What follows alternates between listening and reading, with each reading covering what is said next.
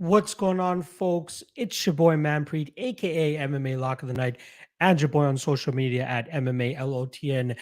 Back for another episode of the MMA Lock-Cast. We are here breaking down the big UFC 277 pay-per-view card, headlined by two title fights. Well, one undisputed title fight and one interim title fight. We got Amanda Nunes trying to reclaim her bantamweight title in the main event against Juliana Pena, and then on the co-main event, we're looking at uh, Brandon Moreno trying to capture the interim title against Kai Car France as Davison Figueiredo sits on the sidelines and hopes to fight the winner of this fight. Now, I just want to throw a caution out there to begin with. I do have renovations going on in the house upstairs in the kitchen area, so hoping that the sound isn't too affected here as I'm getting through the podcast. So please bear with me. I pretty certain that it won't affect the audio too much here. But again, if it does, I apologize. So glad to get that out of the way for you guys. All right.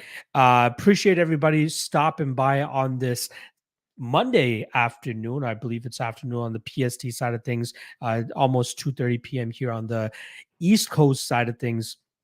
But wanted to get back to the Monday drops as soon as I possibly could. And pretty much pulled an all-nighter last night to wrap up the remaining fights that I had on the card. I did have two more fights to get through this morning, which I just obviously did. And I'm glad that I did because I feel like I'm going to have a play on both of them. Already put down one play on one of them, but I'm going to be waiting on line movement for the other one.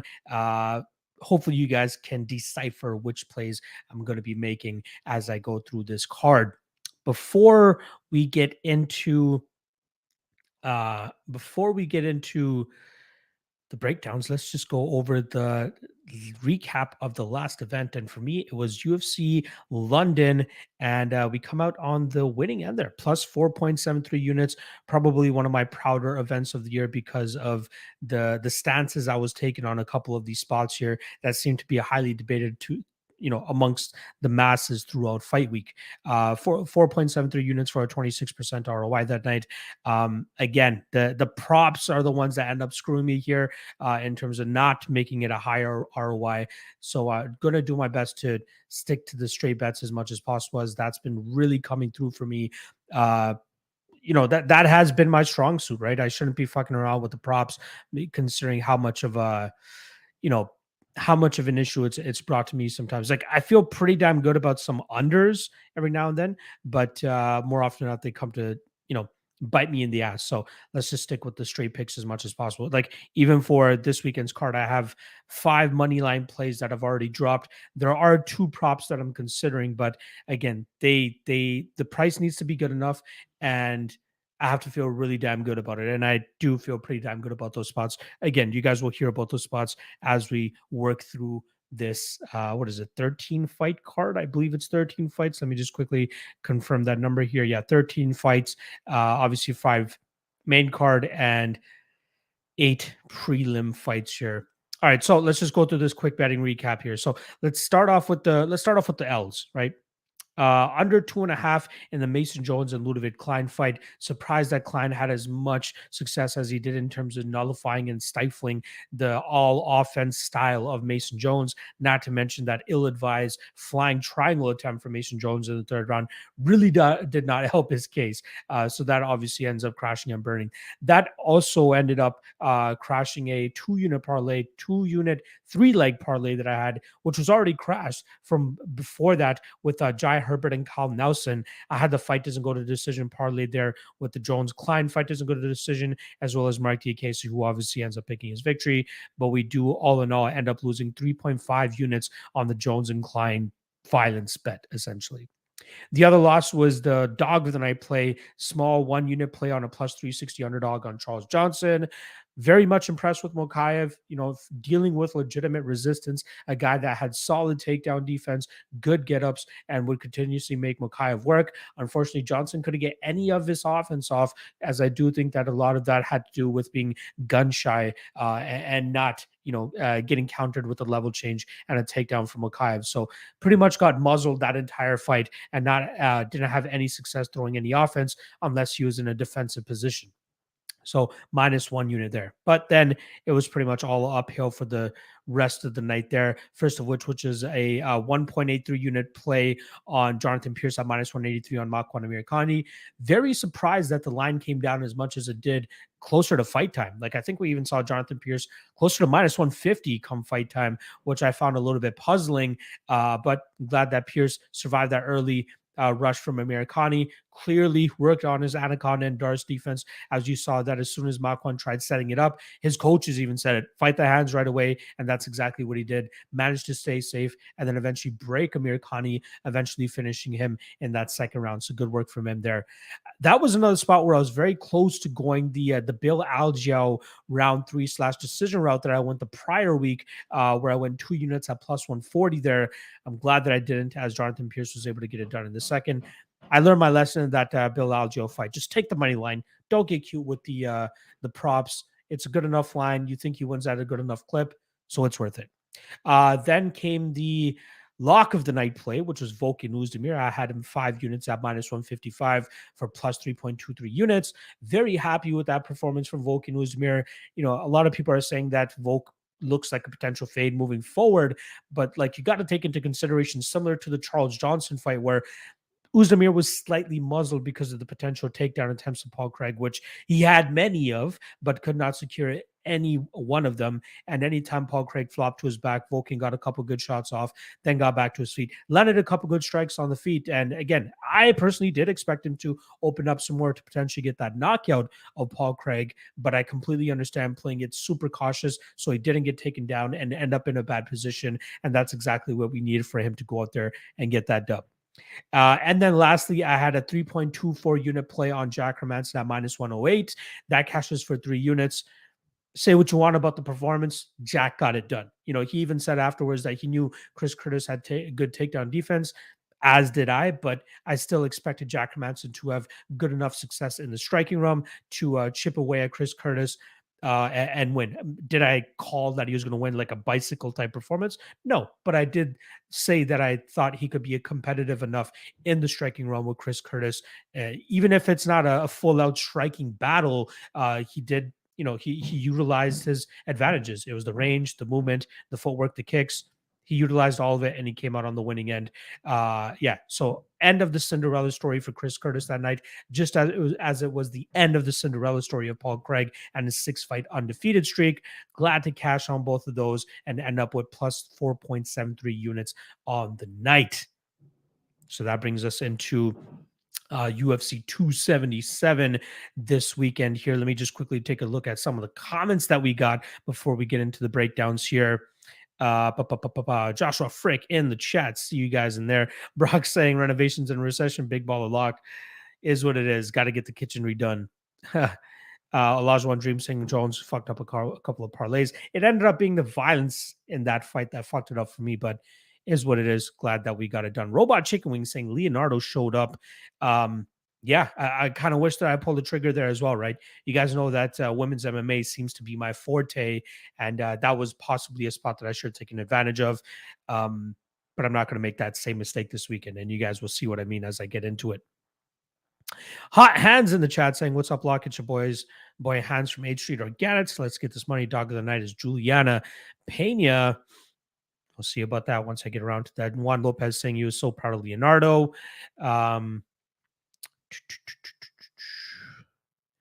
Let's see.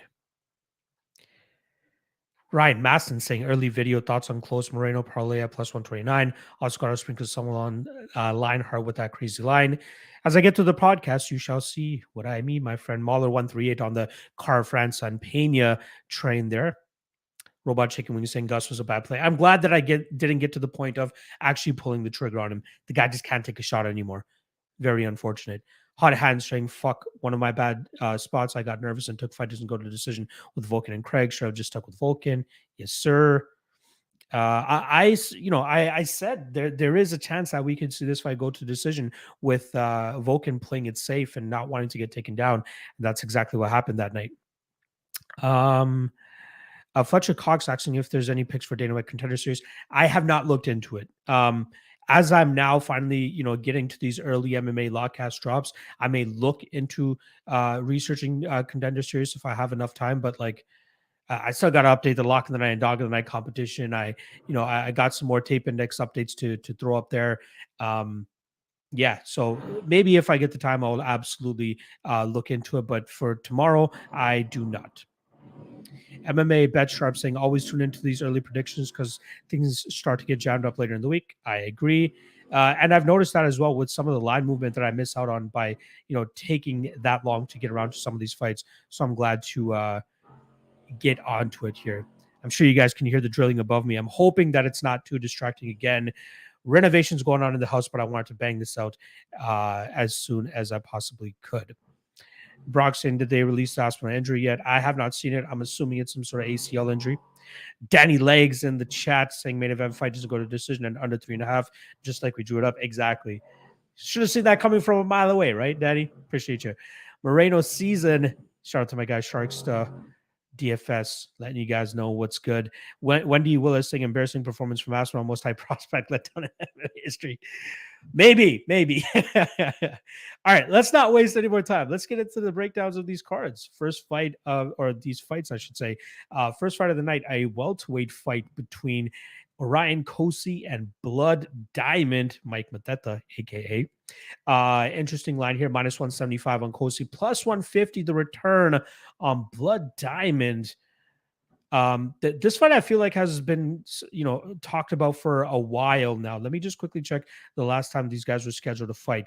It was back in February where they were initially scheduled to fight. Cosce pulls out. I believe that's when Jeremiah Wells stepped in and obviously got the victory that night.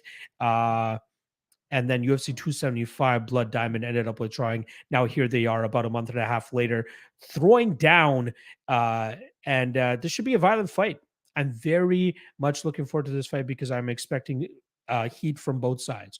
Cosce will obviously come with the grapple-heavy game plan. Obviously has the wrestling advantage in the spot. That has usually been his calling card throughout his MMA career. And then on the flip side for Blood Diamond, obvious kickboxing background where, he has some decent knockout power, but I still feel as though he's a little bit too green to be in the UFC. He's one of those guys that like fell into the UFC because of his close relationship with one of his teammates, right? Similar to how Chris Avila got into the UFC with Nate Diaz, how Marcos Mariano, I believe the kid's name was, got into the UFC because of Anderson Silva, Artem Lobov with Conor McGregor. We see it over and over again. And Israel Adesanya got his way by bringing his guy Blood Diamond into the cage here. And just not a good look, right? Blood Diamond should definitely stick with the kickboxing side of things as that's where he gets his best work done. He's 34 years old. He's his first MMA fight was back in 2017. Just did not stay consistent with it enough. Mixed in the kickboxing here and there, but we could obviously see, where he's going to struggle, especially when he goes up against solid grapplers like he did against Jeremiah Wells last time around. And once again, the UFC is doing him no favors by matching him up with Orion Cosce. I'm completely understanding why people are taking the shot on Cosce at minus 175. I would as well, but the spot that I'm looking at most is the under 1.5. I'm expecting a early takedown here from Cosce, and I think he wrecks him from on top, ending up getting top position, full mount, maybe gets the back, maybe gets the rear naked choke, but I'm not expecting any type of resistance, or at least not enough resistance from Diamond that he sees, the over 1.5 round mark here. On the flip side, I will say that Blood Diamond could potentially catch Cosce with a knee on the way in, or he could actually find the chin of Cosce at a certain point, as Cosce's durability seems to be a little bit questionable. We saw in the Phil Rowe fight where he really struggled to close that distance, and we saw Rowe really starch him from the outside. But I'm expecting that Blood Diamond will more than likely not land that big knockout blow, and Cosce will drag this fight to the ground and have immense success, eventually hitting that under 1.5, which will more than likely be a bet for myself. It's still early in the week. I'm seeing under 1.5 at minus 105 on Bet Online. I'm seeing plus 105 on Caesars, but I want to get it to be a widely available line before I drop it as an official tip. So let's just bide our time. There's no reason. I think you can bet it up to maybe minus 140-ish, maybe even minus 150. But I think we'll get roughly around that minus 130, minus 120 line, especially once it starts dropping and becomes widely available. Let's see here. Danny Legs saying Blood Diamond, one of the worst to do it. I love it. Robot Chicken Wings saying I love the early show. I'm doing my best to stick with it as much as possible. Appreciate the love, my friend. Danny Legs saying hoping for a good under 2.5. Had that in Wells Diamond as well. Yeah, I had the under 1.5 in that one. Again, I'm willing to bite the bullet and take 5 minutes less here, but I don't think it's going to take that long for this fight to be decided. Juan Lopez saying Cosce has the best style to deal with what Diamond has to offer, but minus 175 is a bit too much. Could be, maybe he probably doesn't have as bad of a gas tank issue as his brother does, but he still does start to slow down the later that fights start to get. Robot Chicken Wings saying Wendy Willis can't control injuries. Gotta know that my guy Wendy Willis was being a little tongue-in-cheek with that comment there. All right, let us move on to the next fight here. It is going down in the men's 205-pound division, the light heavyweight division. We got Ihor Potieria. I'm going to go with Potieria going up against Negumereanu. In terms of odds, we got minus 145 on Potieria, and Negumereanu comes in at plus 125. This is a spot where I feel like we need to take advantage of the underdog. Now, I get it. Negumereanu coming into the UFC didn't have that great of a record, right? I believe his record was sitting around 37, or sorry, combined opponent record was not the greatest coming into the UFC. 37-81 is what he was going up against on the regional scene.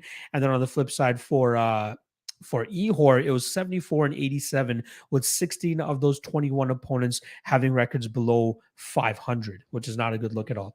I will say this about the Negumereanu record, right? 37-81 sounds absolutely whack. But if I'm not mistaken, one of those guys had like 40 plus losses. There's a guy, Yuri Gorbenko, that was 12-41. Nikolai just pretty much just put him through the grinder for 10 minutes, and that Gorbenko guy could not answer the bell for round 3. On the flip side for Ihor, man, like the guy seems to show some decent skills. Like he has good hand speed. He's obviously going to be the faster fighter here. He has some good knockout power. His ground game when he's on top looks pretty okay, but it's all against mediocre to very low level competition. You know what I mean? I don't think that Negumereanu is a great competitor in his own right, but like at least he's gone up against much better guys than what Ihor was fighting on the regional scene, right? Again, Alexa Kamor, Ike Villanueva, Kennedy and Zetsuku, those guys aren't like going to be champions by any means, but at least they're better than the Lucas Podolskis and the guys that Ihor was fighting on the regional scene and the contender series. I think the one hole in Ihor's game that Nick could exploit is, being overpowered in the clinch and the grappling and wrestling areas. We saw 3 fights ago, I'm not even going to attempt to pronounce this guy's name, but at WWFC 18, Ihor got taken down by this guy and was pretty much being, grinded out. But it seems like in WWFC, they just don't allow guys to have immense amount of control time on the ground without being able to pass position, right? We see it in the UFC where like guys can ride out full guard, but just stay busy enough by landing shots from on top. And this Georgie guy seemed like he was landing enough decent shots to stay active, but I've seen it time and time again in WWFC where they want constant action. If you're in one position for too long, they're going to stand you back up and they're going to want you to swing them bows. And once we saw the fight get back to his feet, we saw Georgie's really start to slow down, and Ihor, saw all the takedown attempts coming, and he was able to stuff them, and then he just lit him up on the feet, being the much better striker in those spots. So I'm fully expecting Ihor to be the better striker here in terms of being faster to the punch and possibly landing on the chin of Nikolai.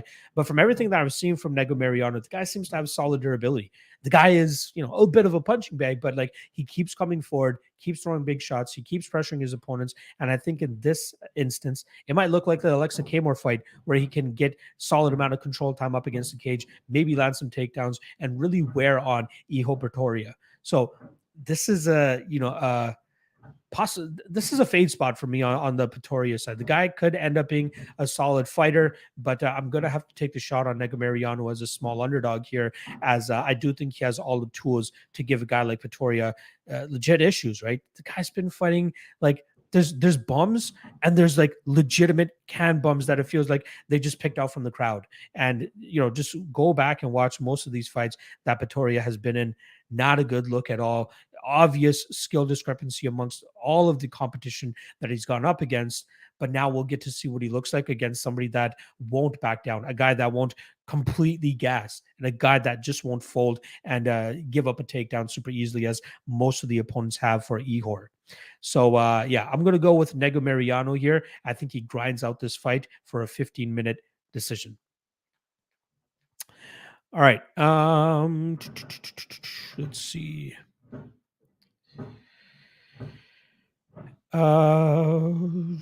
Daddy is saying Potty, just like his strength of schedule. Exactly. I like it. Juan Lopez saying I'm thinking violence on this fight will be high. Possibly, but I think we're going to see Negumereanu just try to stick to him like glue as best as possible. Wendy Willis. All right, I'm not even going to get into that conversation. Patty with the $10 dono. Appreciate the love, my friend, saying this one is for Ludovic. I guess he cashed for you. Is what it is. Gunny saying, I got the dog in this fight. This Potieria guy's record is padded as fuck. Yes, not only is it padded, but again, like Negumereanu had a pretty padded record coming into the UFC as well. But like, watch the fights, right? Watch the fights, and you'll see what I mean. Brock saying Potieria is can crusher. I agree. Brock saying, but not the biggest one on this card. We'll get there. I know what you're talking about. Gunny saying, yes, sir, Lock. I knew I like you for a reason. Usually we're on the same side, my friend. Brock saying that goes to Abdelwahab. Exactly. Juan Lopez, level of competition is horrendous for Potieria as well. Again, like that's going to be the narrative on Potieria this whole week. The same could have been said for Negumereanu coming into the UFC, but again, he's showcasing that he can hang with some of these guys that won't just fold over. All right, let us move on to the next fight here. We're looking at a women's flyweight bout between, where is it? Jocelyn Edwards and Ji Yoon Kim. Right now, we're getting minus 125 on Jocelyn Edwards, plus 105 the return on Ji Yoon Kim.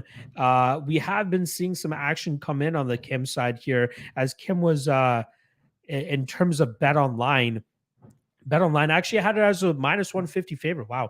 Kind of surprised that it actually opened up that wide. A lot of money coming in on Jocelyn Edwards over the last couple of days, pushed Kim to being a plus 100 underdog, even got it up to about plus 120-ish in certain spots. But now we're seeing the line come back a little bit on Ji Yoon Kim here.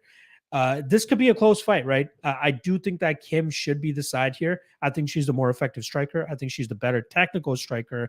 And I do think she'll be able to get the output here on Jocelyn Edwards. Edwards, I was very hot and cold on her at times, right? But it seems like, when you can take her down, you can grind her out in those positions. Kim has never attempted a takedown in the UFC, but I feel as though at a certain point she's going to have to start incorporating it. And what better fight to do with it than here against Jocelyn Edwards? Now, Kim has spent time in the past at Syndicate MMA, and I still thought she was up until yesterday. And then one of my buddies actually brought it up to me that she actually moved over to Bangtao, and it came to my realization because I looked on the IG and the last picture I saw was Kim with Ramona Pascual, and I failed to see George Hickman on the other side of Ramona Pascual there. And that should have been enough for me to know that she was actually at Bang Tao, but that still does not change any of my conviction regarding this fight. George Hickman, formerly the head coach over there at Tiger Muay Thai, ended up leaving that gym, I believe about a year ago it's been now, and started up his own gym, Bang Tao Muay Thai. But he came to Tiger Muay Thai as a wrestling coach, ended up becoming the MMA head coach, and now obviously has his own gym over there. So I wouldn't be surprised to see him go out there and actually attempt takedowns here. Or at least try to get Kim to attempt takedowns and take advantage of that horrendous bottom game of Jocelyn Edwards. But even if this fight plays out on the feet, I think Kim will be the one that lands the more effective strikes, is the one that's going to be more, busy at least. Edwards can only get away with just chopping away at the leg from distance for so long. Ramona Pascual just did not have the striking to make it much of a fight there. And that's why I think that we saw Edwards actually win that last time around. But she's going to face legitimate opposition and resistance here against a girl like Ji-Yoon Kim, and that's why I think that Kim should be the slight favorite in this spot, and I think that's why she'll end up winning this fight. She's going to be more active. She'll land the better strikes. She clearly got robbed in her last fight against Priscilla Cachoeira. I think she's going to come back with a bit of fury here, and hopefully that should be enough for her to go out there and get her hand raised. In terms of the metrics of this fight, right? It's Jocelyn Edwards with a 1-inch height advantage, but it is Kim with the 2-inch reach advantage. So I think it pretty much nullifies itself. But yeah, I do lean on the Kim side here. It's going to be close. I'm glad that I'll be getting the underdog money here on Kim, but I think she can keep it competitive enough, keep that striking going, land the better strikes. She's not going to have to worry about the constant forward pressure like the Priscilla Cachoeira and Molly McCann fights, but I think that she'll be able to assert her dominance here with her jab, with her combinations, and likely take home a decision victory. So give me Ji-Yoon Kim. All right, let's see here. Gunny got Jocelyn, so we're pretty much on the other side here. Patty said I lost on Ludovic. Actually, he made me a fan for this weekend, though. Respectful upset. It is a respectful upset. Brock saying this fight is at 135. Yeah, that was kind of the weird nature of this, right? Let me know where you heard that it was confirmed that it's at 135. I don't think the weight class difference will be that much of an advantage for Jocelyn Edwards, honestly. Like, they're relatively the same sized women, and it's going to turn out to be a kickboxing matchup. I'd be surprised if we see Edwards go for, takedown attempts consistently. I know Kim has a 36% takedown defense rate, but she has shown decent get-ups at times, and I think that's where she'll be able to keep this fight upright and then touch up Edwards from the outside. Robot Chicken Wing saying Kim can't even connect against Zombie Girl. Edwards is way more technical. I don't know about that, man. And I don't know what you're talking about. She couldn't connect against Priscilla Cachoeira. She landed 170 significant strikes, 45% striking accuracy. She should have won that fight. There's no way she lost that fight. But again, forward pressure is what it is.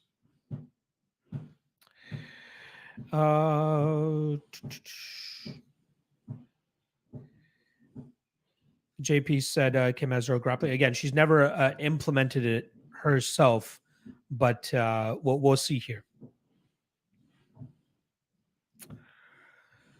Juan Lopez saying I like Kim, but I'm waiting for money coming on Edwards. I feel like the money is coming in on Kim, honestly. Wow, JP said Kim's last fight lost me 13K. Ouch. She should have won that fight.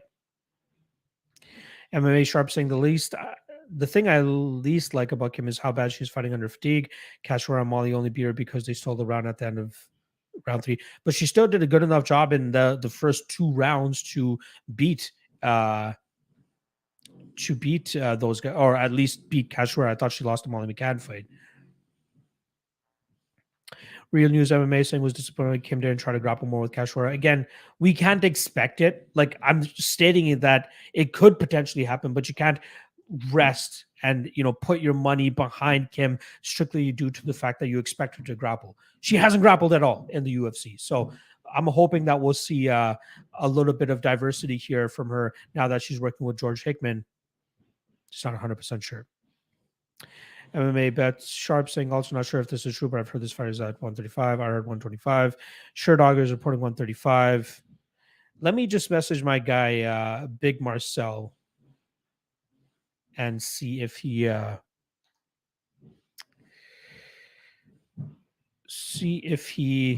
can let me know the lowdown here. He's usually the guy in the know.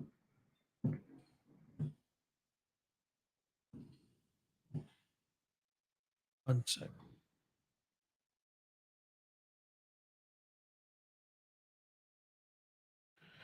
All right. I'll whenever he gets back to me, I'll let you guys know what he says, but he's usually the be all end all of all this shit. All right.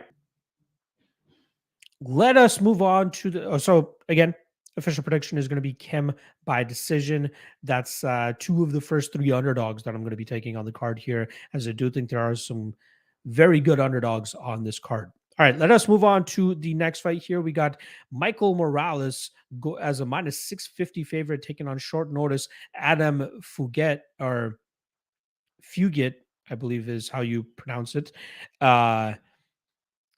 Plus 425 on the short notice Fugitt. Now, initially I thought that this was just going to be a free square on Morales, right? I was impressed with the kid on the Contender Series.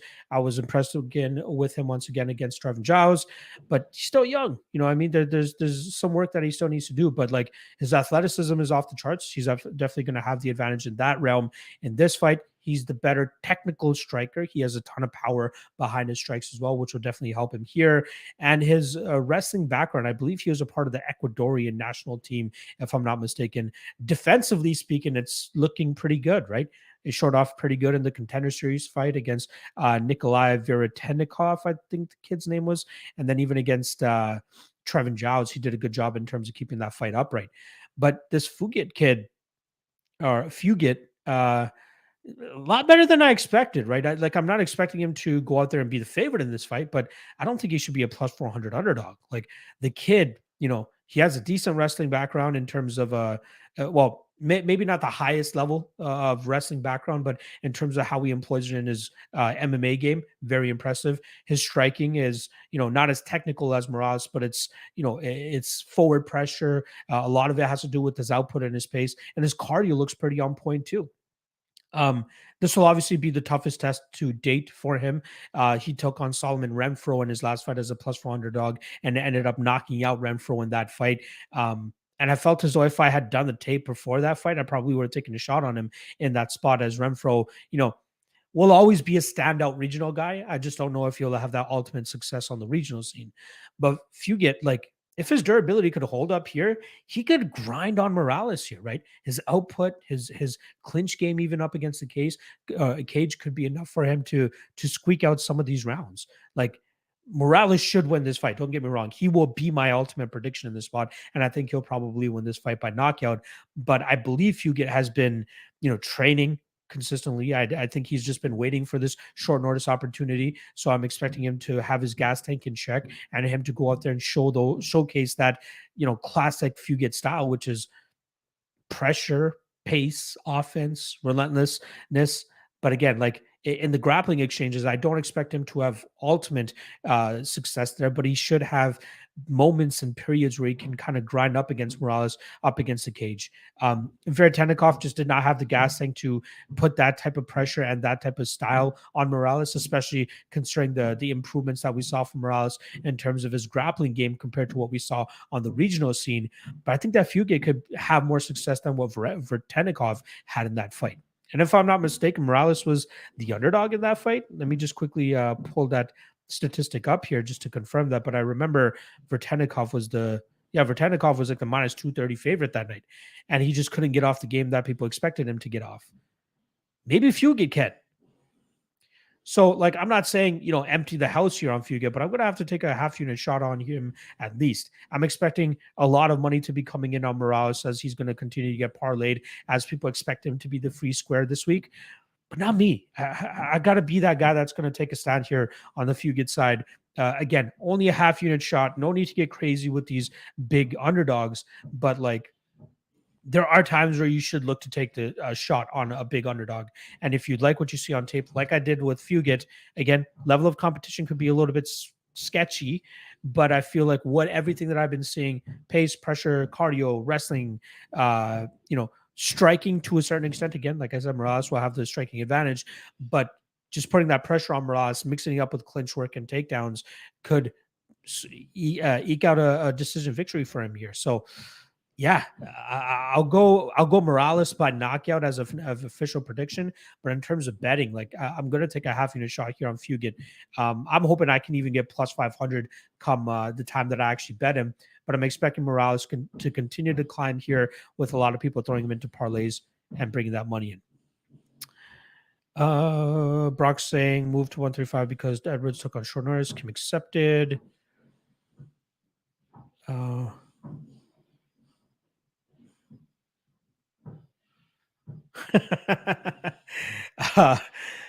Big Marcel just replied to me in regards to my question about which weight class the Kim and Edwards fight is being taken place at, and he says it's 135. So yeah, he literally spelled it out: WANTUTTYFAHV. Threw me for a loop initially, but yeah, so it is at 135. Again, doesn't make a big difference to me. I don't think that Jocelyn Edwards is, so imposing physically that Kim will struggle in that aspect. All right.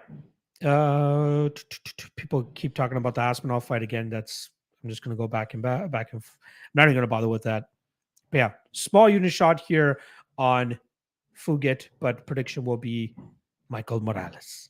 All right, let us move on to the next fight here. We're going to be talking about a lightweight fight between Jakar Klose, who's coming in as a minus 225 favorite, going up against Rafa Garcia, coming in at plus 190. Klose came in with a vengeance in his last fight against Brandon Jenkins. I believe that was back in April. Went out there and just steamrolled Brandon Jenkins. Hurt him early in that first round, and we saw Brandon Jenkins actually survive a little bit there. But then once that second round started, Klose put the pressure on him once again and eventually got him out of there. Watching that fight, you'd think that Jakar Klose is a knockout artist, but he's not. He more often than not, he goes to a decision. He stays busy with his leg kick. Then he opens up his punching behind that, but he likes to engage in the clinch, push his opponents up against the cage, look for takedowns. But if he doesn't get the takedowns, he's fine with just chipping away with them at the against the cage. There are a couple of decisions that he probably shouldn't have deserved throughout his UFC career, but he still continues to get his hand raised. And I think he could outgrind and outpace Garcia in the spot. I'm not overly impressed with Garcia, right? I did pick him and bet him against Natan Levy because I thought he was the better fighter there. I thought he would blunder or fumble the bag against Jesse Ronson. Landed a good shot, got that club and sub spot there against Jesse Ronson. But I think his little 2-fight winning streak comes to a close here against Jakar Klose, who's just going to be the better fighter overall, right? I think Klose has the better cardio. I think he'll be able to pull away as this fight starts to go longer, but I think he'll be able to, nullify the big power striking game of Garcia. And again, Klose's durability looks pretty damn good, right? Like, let's put the Benio Dariush fight to the side. That is a fight that's an anomaly in and of itself, considering how reckless they both fought in that second round, that crazy, scenario that they gave us, or that crazy exchange that they gave us that night.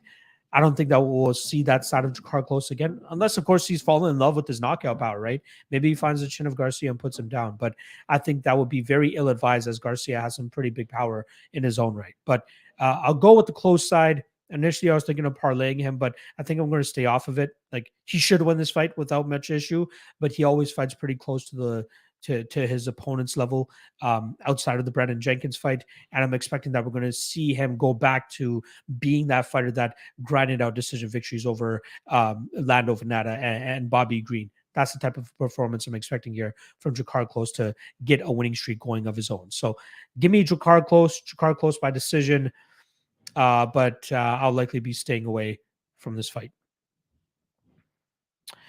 Aaron Quillas in the chat. What's going on, my friend? Brock's saying, yeah, would have only mattered if Edwards was trying to cut to 125 on short notice. Leon S2 saying Klose almost finished Dariush. Klose is going to destroy Garcia easily. I wouldn't say easily. Like, I think he might run into a little bit of issues here, but he should win this fight. Corey Yeeple with the, I was expecting somebody to eventually say this. Klose makes his fights too close for me. Missed out on the 0-0 for the 2, but it is fine. It's all good. I was going to say it like I always do, but I'll pass on it. I'm glad that somebody else said it. So Jakar Klose by decision, maybe a late finish as well if he really starts to turn the burners on and really starts to believe in his knockout and finishing power like he used to in his earlier professional MMA fights. All right, let us move on to the next fight here. We got a heavyweight fight between Dontel Mays coming in at minus 145 and Hamdi Abdelwahab. Interesting line movement on this one as well, right? We had Dontel Mays open up as a plus 100 underdog and steady money coming in on him over the last couple of days, now pushing him up to a minus 160 favorite at certain spots as well. So you can definitely get There are spots that have him around minus 145 still, but I'm fully expecting this line to close closer to minus 200 by the time fight time goes down. Also, once again, for anybody joining, over the last 10 or 15 minutes or so, if you hear the banging and drilling above me, I have renovations going down upstairs, but I felt as though I could still squeeze out this podcast for you guys without too much issue. I'm doing my best to ignore it myself, but I'm hoping it's not picking up on the mic as much as it is through my headphones. So again, apologies for anybody that's getting annoyed by that. Hopefully my voice is more than enough to drown those things out. All right.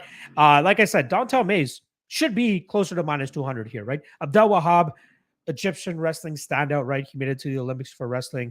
That's kind of been his calling card and why there was a lot of hype on him. That's why FRM, First Round Management, signed him. Signed him just like they did that Mahmoud Sebi guy in Bellator, who recently fumbled the bag as a minus 1250 favorite a couple months ago. And Abdel Wahab seems to have that type of flakiness in him as well, right? If he can't get it done early, things are going to get shakier for him as fights go on. And I think that's where Mays' advantage will start to come into play. If Abdel Wahab doesn't fight like a numbskull, which he seems like he kind of is, right? Like there was one fight where he got disqualified because he was hammer fisting the shit out of the back of the head of his opponent and then got pissed off because he's going, it was at the back of the head. Watch that fight back, my friend, because that was all back to the head. There was never a more blatant example of a guy having to get disqualified for shots to the back of the head than that fight. The guy just went absolute apeshit on the back of his head, got DQ'd. I believe that was on his amateur record, if I'm not mistaken, but ends up taking an L there. Almost did it again in one of his bare knuckle MMA fights, but the referee didn't really catch up onto it. He ended up finishing that guy anyway. But his last fight? Let me pull up the guy's name here. The last fight against, third last fight, because there were two more fights after that, but his third last fight against Dustin Clemens, that was a guy that would likely have the same like size and reach and height advantage that Dontel Mays is going to have. And that guy seemed to have pretty good success from the outside had he only not thrown a little bit more. And I think that's what we're going to see here from Mays. I think Mays will chip away at him from the outside. I think Mays has the better cardio. I think Abdel Wahab does start to slow down in his fights, as we saw in the Dustin Clemens fight. Like in the second round, he was huffing and puffing, seemed like he was really trying to just bide his time and just wait for a proper opportunity where he can muster up enough energy to go for a double leg, drag the fight to the ground, and then just lay on his opponent from on top there. That's exactly what he did against Dustin, but I think we're going to see more of more resistance from Dontel Mays in this spot. This is one of those spots that could look like a minus 400 spot for Dontel Mays if he plays this as best as he possibly can. Stay on the outside, keep Abdel Wahab at distance, and just chip away at him and potentially finish him in the third round, similar to how we did against Josh Parisian. I wouldn't even be surprised if Mays hits his own takedown the later that this fight goes, considering the gas tank issues that I believe Abdel Wahab actually has. Again, if Hamdi comes in fully prepared with a smart game plan, he could grind out Mays on the mat, right? But I'm not expecting him to have that type of success. I'm expecting him to struggle tremendously here to get Dontel Mays down over and over again. If he gets Mays down early in this fight, I think that Mays will stay safe enough that he doesn't get finished. And then he'll take over in rounds 2 and 3, possibly finishing him in the third round. The last thing I'll say about Hamdi, his striking is very rudimentary. It's all based around him just finding that knockout blow against Mays. He doesn't throw any jabs. He's just looking to swing that overhand right. It's worked, more often than not on the, throughout his MMA career, amateur and professionally. But as he takes levels or steps up in competition, it's not going to land that often, and he's going to have to rely on his wrestling more and more. We'll see if he can do that here against Mays, but if he can't, sketchy. Also, something I do want to say that is sketchy is his last fight was against a guy that he knocked out in 15 seconds in bare knuckle MMA in Game Bred Fighting Championships, which is bare knuckle MMA. Then he came back and fought him again roughly about a year later, just under a year later, in Jorge Masvidal's other MMA promotion called Icon FC, but it was a post-Slim fight that there's no footage of. So I'm wondering if that fight actually took place, because even on Tapology it just says round 1 KO. It doesn't say anything else other than that. Let me see if Sherdog actually has an actual time and method of victory for that, because it's very sketchy that he would be a post lim on Gamebred's fighting here. Yeah, even on Sherdog, zero of they have no time in terms of when he actually finished Matthew Strickland. Like, I'm not saying he didn't beat Matthew Strickland, because I'm sure he did, because he already did in bare knuckle MMA. But like, I feel like they're just kind of padding his record by throwing that record onto it, just to get him into the UFC. But yeah, I'm going Mays here. And I liked him as a slight favorite. The higher that this line gets, I think it's going to start to get out of whack, because Abdelwahab winning by grinding decision is somewhat live in this spot. Brock saying, if you hear any banging, locks, neighbors are shooting porno, so just ignore it. There you guys go. Leon Nestus Dog or Stug saying, I bet Mays minus 130. I don't understand how he is in line minus 250. Expect him to look minus 200. I'm expecting by the time the fight closes, he'll look closer to minus, or will actually be closer to minus 250. Corey Yipo saying, wrestler versus boxer. Always take the wrestler, especially at plus money. Watch the tape on my guy, Abdelwahab, and you'll see why people are taking Mays. Wendy Willis saying Mays can wrestle as well. Probably not as well as Abdelwahab if they're both fresh, but the deeper the fight goes, I think he could potentially land takedowns as well. Brock said Mays has a purple belt in BJJ. I think he'll be safe enough on the mat here against Abdelwahab if he gets him to the mat. Wendy Willis saying fight doesn't go to decision. It's live, but I could also see, Abdelwahab just staying in there enough that Mays grinds him out and just chips away from him, chips away at him from distance. Again, late finish is absolutely live for Mays, though. I wouldn't lay the house on fight doesn't go to decision, though. Juan Lopez saying Abdelwahab height listed at 6'2". That's definitely off. He's 5'11" max. Yeah, he is a short heavyweight for sure. Demetrius Andrade knocks out Canelo Alvarez saying we smoking that Janny backpack. Janny backpack. Okay, cool. Robot Chicken Wings saying love the breakdowns. Appreciate the love and support as always, my friend. Wendy Willis is saying is Mays is too big an experience for Abdel. I believe so. Jared TG in the chat. Appreciate you stopping by, my friend. All right, official prediction: Mays late finish / decision is what I would lean on. All right, next up, we are rifling through these fights here. We got 2 more fights left on the prelims, the next of which is a lightweight fight between Drew Dober and Rafael Alves, minus 205 on Dober, plus 175 the return on Alves. Seems like consistent money coming in on the Alves side as he opened up closer to plus 200. And like I said, consistent money coming in on the Alves side. So last time we saw Drew Dober, he took on short notice Terrence McKinney, who we know Terrence McKinney's style. Go out there, ravage his opponent within a round. If he can't, he likely gets finished. That's exactly what he was close to doing here against Drew Dober, as you heard him several times, but couldn't get the finish. Dober showed off his experience, showed off his poise, and eventually landed his own big strikes against Terrence McKinney and then got him out of there as well. Dober can be clipped, right? Brad Riddell clipped him. He's been hurt on numerous occasions, and I believe the vast majority of Drew Dober's professional MMA losses have all come via submission.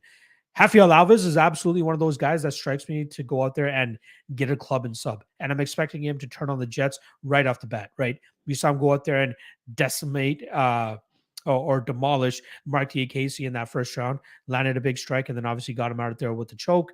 Almost finished Damir Ismagulov the same way, but Ismagulov, the crafty veteran, was able to work out of those bad spots and get back to his feet and get back to the winning style that he has. But Drew Dober, man, the guy can be clipped, the guy can be hurt, right? It's not often that I bank on guys that have a limited path to success, which is usually like first round or bust kind of guys. But that's exactly what Rafael Alves reminds me of. And I feel like he can take advantage of that against Drew Dober here. So I'm leading Alves, but like in terms of percentages, like Dober should be the favorite in this spot. Absolutely. Like he can look minus 200, minus 250 in this spot should he avoid the early onslaught from Rafael Alves. But if I can get plus 400 at least on Alves to win in round 1, I'm going to take a little bit of a shot. We don't have the props available to us as of yet. The Under 2.5 is currently sitting around minus 150, but I'm looking forward to seeing what the round one looks like. If I can get at least plus 400, I believe there's value there. And I believe that we can see Alves actually snatch up that neck after clubbing Dober and eventually take home a first round submission victory. So, again, I get the Dober argument, more experienced, better level of competition, overall the better fighter, especially over 50 minutes. Should it go 50 minutes? But there's a reason Alves has as many victories as he has, because he can get guys out of there quickly. And Dober has shown to be a guy that might be a slow starter at times, can get clipped early in fights. And that's where I think Alves could shine, get that early finish of Drew Dober, and take home a performance of the night bonus as well. So my money will likely be on Alves round one. But again, half unit shot, nothing crazy. I think he pulls off the upset in this spot.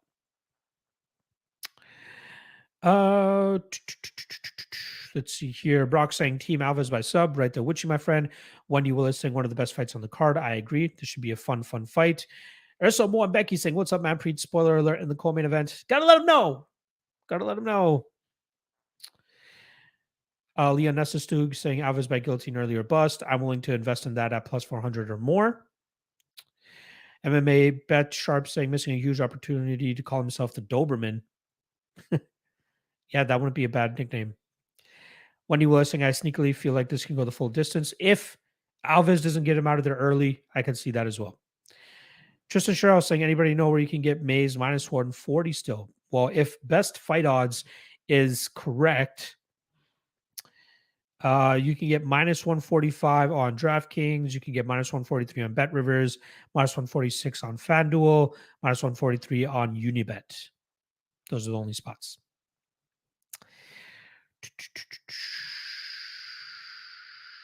Tristan saying I read the email right away, but I can't find the price anywhere. I got it last night on FanDuel, I believe it was. Sharkster DFS saying I feel like McKinney fights that way on purpose because he knows he has suspect durability. If he doesn't fight that way, I agree. I completely agree. And he is a minus 1,000 favorite next week against Eric Gonzalez. It might work out for him next week, but again.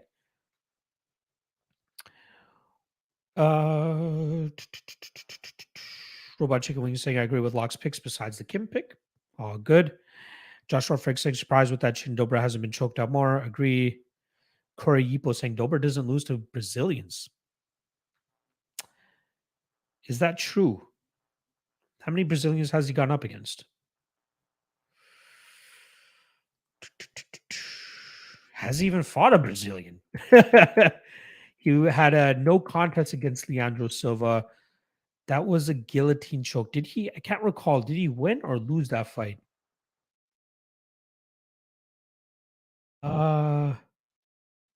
Yeah. Drew Dober lost. Oh yeah, it was controversial. I believe it was because he didn't actually tap, right?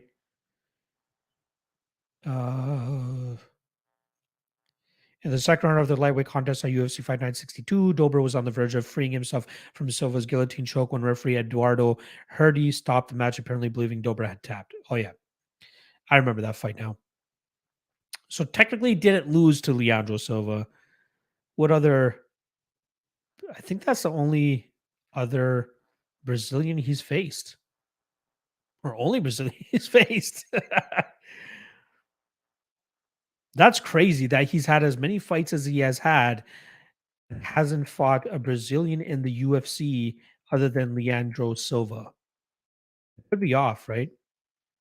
I know there's Paulo Reyes, Nazar Hakras, Alexander Hernandez. Crazy.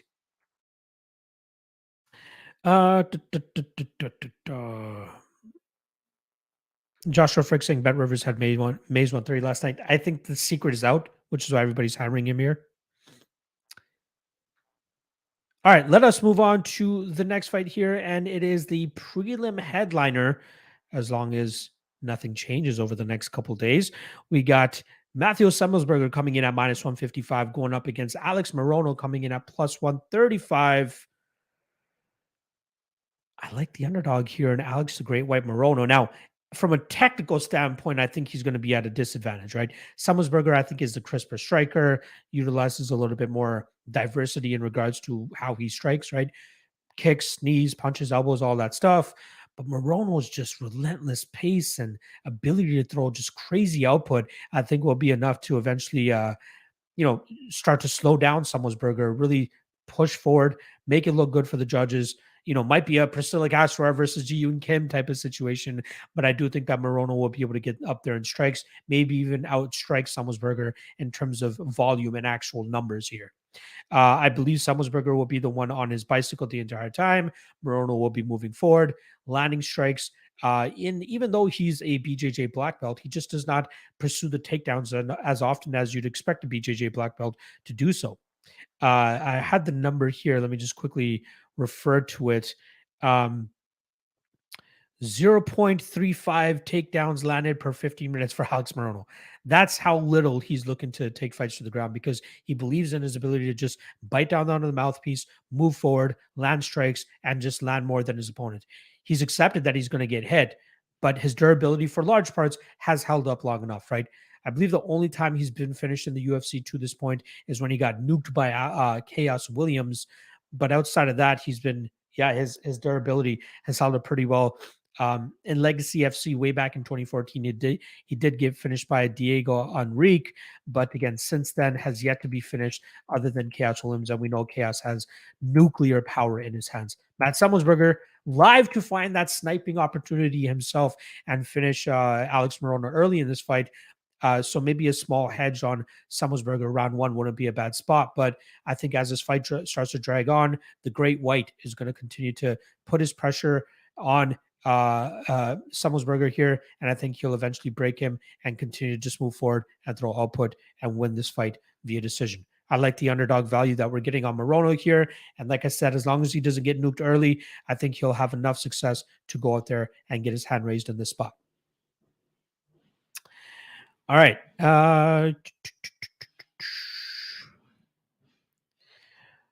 Jake Noker saying, Jake Noker, shout out to my guy Jake Noker, saying Morono dog all day. Talked about it in my video I'm dropping later. I love it. Jake Noker saying Morono 4 out of 6 last fights against top competition. I agree. Thomas Kane saying, save your money, guys. Myra Bueno Silva lock August 6th. She's going up against Stephanie Egger, and I'm not 100% sure that she'll actually be as much of a lock as I'm seeing. I saw my guy Thomas Kane talking about it. I'm seeing a lot of other people talking about it as well. I think Egger has been pretty much undervalued for the most of her competition, or at least her career. So I think she's live. I don't know what the odds are as of yet, but I'll be looking at Egger pre-tape at least. All right, back to this card here. Sean V, appreciate you stopping by, my friend, saying Moreno has no chance to finish the Jedi. I agree. Moreno, not a crazy finisher. He hits hard, but I don't think he'll be able to stop Semelsberger, but I do think he'll be able to outwork him and outpoint him in this spot. Wendy Willis saying tricky line. The African in the chat saying, yo, what's up, Lock? Just got off work. Fuck William Hill. There you go. Morono performance versus Mickey Gall spooked me. Interesting. In what way? Corey Yupo saying Morono last fights are against bad competition. Gall probably his best win as of late. Matt too big and too strong. I would not say Morono is his best win in that run. Not at all. Like, if you want to look at his last 5 wins, Max Griffin is probably the biggest win out of all those guys. Again, Cerrone on the back end of his career. So can't really talk about that one. I'd say all those wins are better than the Mickey Gall win. Max Griffin, Reese McKee, even Donald's. Like, I really don't think Mickey Gall is that good. I'm being honest. So I think all those fights are much better. Corey Yupo saying Zawada watched Horny lost to Perez. Zawada's better than Mickey Gall. I would have taken Zawada against Mickey Gall any day. Tristan Charles saying Morono has solid cardio as well. I agree. Jamie Tran saying, have you done a mix event parlay recently? I did have one for Bellator and UFC this past week. Maybe I'll cook one up for the next couple weeks that we got going on. Again, for anybody joining on the back end here, I do have renovations going on upstairs. Doing my best to bang it out and talk over most of the noise that you guys might be hearing. I apologize, but I'll have plenty of content this week for you guys to hear my breakdowns. Not to mention going on Clinch Show later today in about 4 hours when the renovations will be stopped, so I can actually do that show with him. African saying Morono looked like he was uber gun shy versus golfers for whatever reason. Dropped Gall with a jab and just kind of froze for the rest of the fight. May have just been an off night for him, though. Possibly. Luke saying I couldn't wait to fade Gall with mallet. Me too. All right, Semelsberger, or sorry, I'm taking Morono by decision. I think he's a solid underdog spot on this card. All right, that is a wrap on the prelims here. Appreciate everybody hanging with us. We got about 100 people in here on this Monday afternoon. Again, doing my best to get back to Monday drops for you guys because I know you guys like that early content. Make sure you guys hit that like and subscribe if you haven't already. And then lastly, if you guys are looking for my plays, they are on the Patreon. $5 a month. Link is in the description below. I usually drop them to the public for free the day before the fights. But as we always know, the earlier you get in on bets, more often than not, the lines aren't there by fight time. So that is the benefit of hopping on the Patreon. I drop the bets for those guys immediately.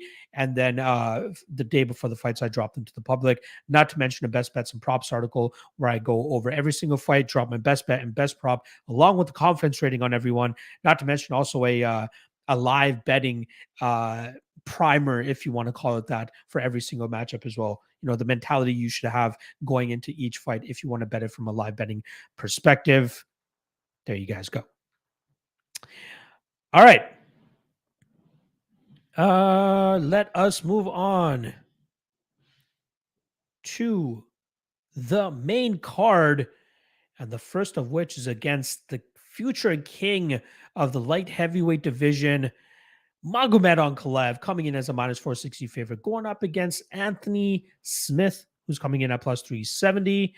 We'll start off on the Ankalaev side, who's coming off that lackluster-ish performance against Thiago Santos. You know, a lot of people are talking to him shit about Ankalaev after that performance, but I don't, you know, hate on him too much, man. That was his first opportunity to go 5 rounds, and he took it. Right, he's going up against a heavy hitter against Thiago Santos, who could end your night at any time.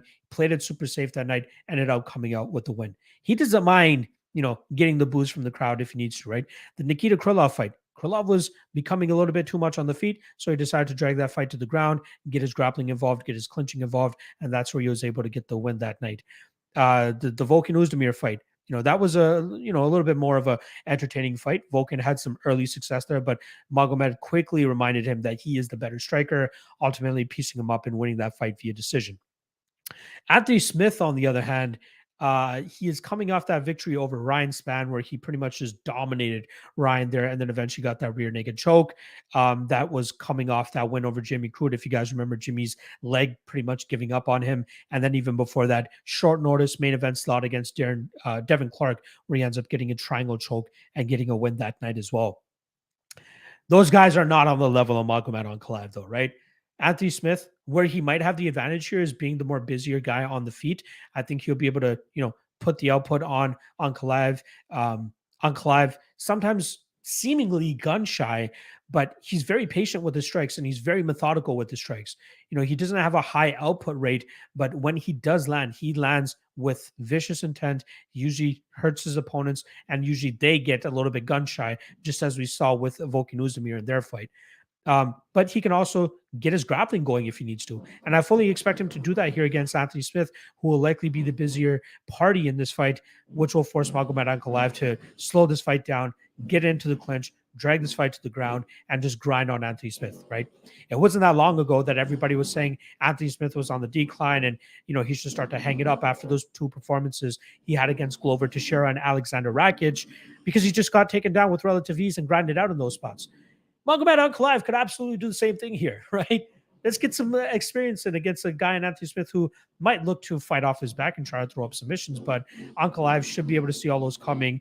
I think that Paul Craig gaff that Ankalaev had in his UFC debut is going to be a thing of the past, and I think we see him pass his tests with flying colors. Again, may not be the most awe-inspiring performance, but I'm fully expecting him to grind out Anthony Smith here and win this fight. I am not going to parlay Ankalaev at minus 460. That's just an absurd line. I am also doing my best to just stay away from, like, at least with my official bets, staying away from parlaying these big favorites. Just stick with the spots that you like from a money line perspective and just bet them straight on, especially if you like them enough to bet them at the chalk of minus 200, minus 250, whatever it may be. But minus 460 here for Ankalaev. I'm not fully on board. The spot that is kind of sticking out to me, and I got to shout out my guy John Stargarian for kind of bringing this to my attention, is the overs here. The over currently is sitting at minus 140 on Bet Online. I'm seeing minus 150 on Caesars. If it sticks around that minus 150-ish range, I might take a shot to win 1 unit on that. Like I said, I fully expect Ankalaev to slow this fight down and grapple Anthony Smith into the ground, which will likely see this fight have the minutes tick off the clock and Ankalaev win this fight over a 15-minute decision, which I absolutely believe he can do in this spot. Again, Smith is kind of live if this fight stays in the stand-up round because of the lack of output at times from Ankalaev, but I'm expecting him to show that championship medal in terms of adjusting on the fly like he did against Volkan Oezdemir, like he did against Nikita Krylov, and get this fight into a run that he can win. And the run that he can win in this one, without a doubt, in my opinion, is top control against Anthony Smith, dragging the fight to the ground and having uber success there. So there we go. African in the chat promote. I didn't pay him for this one. He's saying join the Patreon, you degens. Discord stays lit except when I mush bets and eat ice for weeks at a time. There you guys go. Tristan Sharehouse, a fellow Patreoner as well. Appreciate the love. African saying no bet for me here. My dislike for Ankalaev clouds my vision. Again, Ankalaev should win, but I think the money to be made here would likely be on the over. The champ saying Kai beats Moreno. We'll see once we get there. Urban Men in New Jersey saying lock Anthony Smith will win by submission, bro. Negumereanu looked bored as fuck against Volkan and Thiago. That has nothing to do with his ability to win this fight, though. Like, he shut those guys down. He won those fights without any issue. I don't think that means that Anthony Smith is going to win by submission. Anthony Smith has a legendary list of competitions. He's still in his prime for that weight class. I don't know. Wendy Willis saying, I think Ankalaev loses to Johnny Walker 9 out of 10 times. Wendy Willis might be the new fuck. I forgot my guy's name here. What's his name again?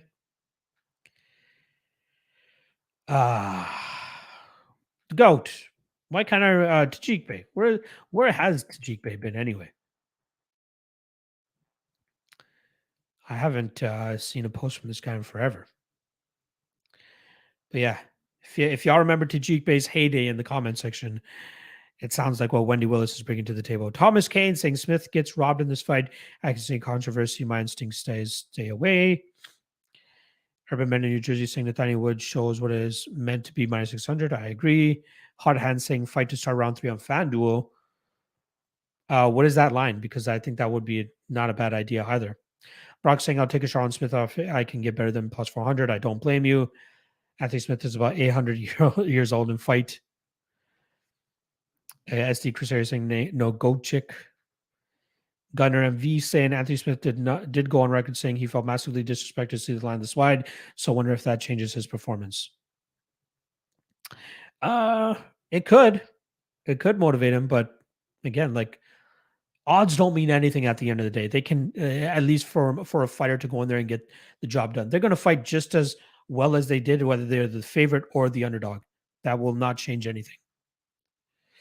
Landau saying anywhere that Ankalaev will be extra motivated to look for a statement performance finish here after 3 straight decisions. I don't know. I don't think so. He doesn't strike me as a guy that's going to go for it like that, right? Who cares? Like, at a certain point, you can't deny the guy. He's going to keep winning, in my opinion. And he's maybe 1 or 2 fights away from that title shot. Boring or not. Jared TG saying Tajik was in the chat last night during Weezy and Brady show. Yeah, I don't know. I just personally haven't seen him around my timeline or anything recently, but is what it is. Glad that he's still around. Solid dude. Supporting the industry and community pretty well as well. All right, like I said, Ankalaev by decision. That's where I'm going to be going here. No bet, but I'll be looking at the over 2.5 or the fight to start round 3, like my guy in the hot hand said in the chat here. I believe that's absolutely live as well. All right, next fight on the main card brings us down to the flyweight division. We got Alexandre Pantoja coming in at minus 175, going up against Alex Perez, who's coming in at plus 150. Interesting odds here. Alex Perez, I haven't heard it yet. Obviously it's still the start of the week, but I'm assuming we're going to get a lot of belittling on the Alex Perez side for being the guy that just quickly tapped out to Davison Figueiredo in his title shot, which was actually his last fight. About a year and a half ago, he took that fight against Davison and came out on the short end. But there were fights where Perez was a chalky favorite because we know he has a winning type of style. Solid wrestling, improving striking, good calf kicking game, as we've seen throughout his career, but most notably in the Jussier Formiga fight where he was able to get the finish that night. But he could make this a close fight. I think if Perez lost maybe by third round KO or something to Figueiredo, this fight will likely be closer to a pick'em. Pantoja is a solid fighter, maybe technically the better striker, but I think that might not matter as much as Perez will likely be the busier party on the feet, and that's where he could likely get the best work done. But even his grappling, it could be good enough to deal with Pantoja. Maybe not early, right? Pantoja is definitely the better BJJ player, but early in this fight, that's where the danger for Perez getting submitted, it comes down to that, right? But if Perez can keep it busy on the feet, just enough to maybe wear on Pantoja up against the cage, really just try to slow down Pantoja. Maybe he starts to take him down in the second or third round. Maybe he tries to play it like Dustin Ortiz did. Even if he doesn't get the takedown, just hold on to the back of Pantoja and just kind of wear on him, chip away with knees and short punches in those clinch exchanges, and he could pull away with the fight in that round. For me, this fight is the toughest one to call on the card, right? If it goes the full 15, I think Perez could make a good enough account of himself that he actually ends up getting the decision. On the Pantoja side, if Pantoja wins this fight, he likely could get the finish here, right? Pretty much all of Perez's losses have come via submission, and Pantoja is a great submission artist. But I don't know what Pantoja's submission game is like off of his back, because when he does get taken down, he does a very good job in terms of getting back to his feet.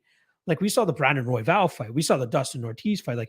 Anytime anybody looks to take Pantoja down, even the Askar Askarov fight, the guy's right back to his feet. But then it comes down to the striking end. Is it going to be the possibly more effective, more damaging strikes from Pantoja that affects Alex Perez here? Or is it going to be the volume of Perez, which gets him the judge's nod? So this is a toss-up for me, right? I don't have any supreme confidence in terms of taking the underdog shot on Alex Perez here. I understand why people would be looking to go that way, because he can absolutely make this closer than the odds suggest. But the layoff and Pantoja's improvements, it has me thinking that he could be the one that ends up getting his hand raised here. So I'm gonna go Pantoja club and sub, but I'm not fully on board with him being a shoe-in lock of the night play type of spot. Again, people are on that "what have you done for me lately" type of thing with Perez, right? We saw him, shout out to my guy at Prodigy MMA, I believe his name is, on MMA Twitter, who said or drops those Tapology odds by Tapology votes, and it's minus 900 from Pantoja, because all people remember is Perez getting finished quickly by Davison Figueiredo. Again, losing to Figueiredo is not bad, but I think it's the manner in which he lost, which was he goes for a takedown attempt and gets choked out immediately by a guillotine, right? Which is usually everybody calls it the noobish way to lose, is by guillotines or heel hooks, and Perez couldn't get out of those. So Pantoja could absolutely slap on one of those chokes and take it home with him, but I think Perez could absolutely make him more competitive than the odds are suggesting, and more competitive than people are expecting this fight to be. So gun to my head is going to be Pantoja, but if we see major steam come here on Pantoja and we get Perez closer to plus 200 or something like that, then I'd be forced to take a shot on Perez. But I'll likely stay away from this fight. The overs and unders got me totally, confused here. I could see it going over. I could see it going under. This is the most volatile fight for me on the card, honestly, because of not knowing exactly the type of Perez that we're going to get in this spot. All right. Let's see what the chat is saying. Leon Nessitu saying Pantoja should be a better favorite. Joshua saying Pantoja deserves a title shot. Perez on the decline. Again, why are we saying that Perez is on the decline? He lost one fight to the then champion. He just earned himself a title shot. What decline? He had a 3-fight winning streak against, Mark La Rosa, Jordan Espinoza, and Jussier Formiga. Not the highest level of competition. Okay, I understand that. But That comment right there is what I mean. Like, people are going to be on the "what have you done for me lately" train.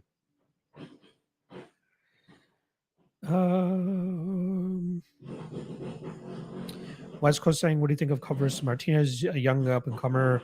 I'll save that for another day, my friend. We're going to stick to UFC 277 here. Hafkin saying, not taped this one yet, but Pantoja has been very good to me in the past. I do like Perez's leg kicks from memory, though. Could absolutely happen here. Urban Man, New Jersey saying, I forgot Perez existed. Again, yep. Sharksta DFS saying Perez got to win 2 fights this week. First, he's got to beat the scale, then he has to beat Pantoja. Good point. I didn't even touch on the weight issues, right? He did miss weight last time around, which is what I ended up canceling that fight against Matt Schnell. So we'll see if he can get in line here. Pantoja better BJJ, better striking, much more durability, much better wins.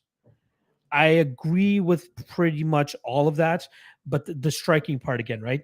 His output leaves a little bit to be desired. That's where Perez could possibly get a leg up in terms of being the more busier party of the two. Lando saying Perez hasn't fought in nearly 2 years, pulled out once, missed weight twice in scheduled bouts versus Schnell, went into weigh-ins before betting this one. You answered your own question, my friend.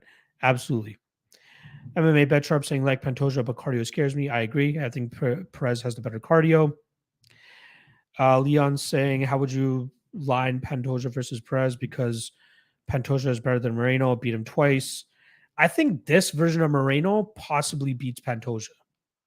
I'll be honest. Like, let's look at this again real quick. Pantoja beat Moreno, obviously on the Ultimate Fighter, and then he beat Moreno before Moreno got cut. And then Moreno came back to the UFC and he's looked fucking amazing since then. I would take this version of Moreno over Pantoja right now, personally. I would line the fight closer. And again, your first question here, I would line this closer to maybe minus 130 for Pantoja. Again, more active, better jiu-jitsu, obviously, better technical striking. But again, Perez can make this close, honestly. This is a closer fight. How would I line Moreno versus Perez? I would line Moreno as the favorite there. Again, don't do the MMA math thing here. And again, you have to take into consideration Moreno's improvements from those last 2 fights as well. I think Moreno is much better since that Askarov fight. The guys look fucking amazing. Never mind. M saying Downtown Mays will be minus 200. Excuse me. Maybe even minus 250, minus 300. I agree. Hot Hands saying got to go Pantoja after his performance against Manel and Raw Dog. I don't know. Perez could make it interesting. Corey saying close fight. I agree. Wendy Willis saying Perez should win, but Pantoja looking real good. I agree. Yes. Sorry. I would line Moreno as a favorite. I'd say probably minus 150 to minus 175. Again, very hard to hold down. The guy has solid takedown defenses showing nowadays, and his striking, I think, and output would give Perez problems, in my opinion. Wendy Willis saying gut feeling Pantoja wins. I'm on the Pantoja side. Pantoja club and sub, or even just sub of some sort, but fight is much closer than the odds indicate. All right, let us keep this train moving along. Next up, we got a heavyweight slugfest ahead of us. We got Derek Lewis and Sergey Pavlovich, both pick'ems at this point in time.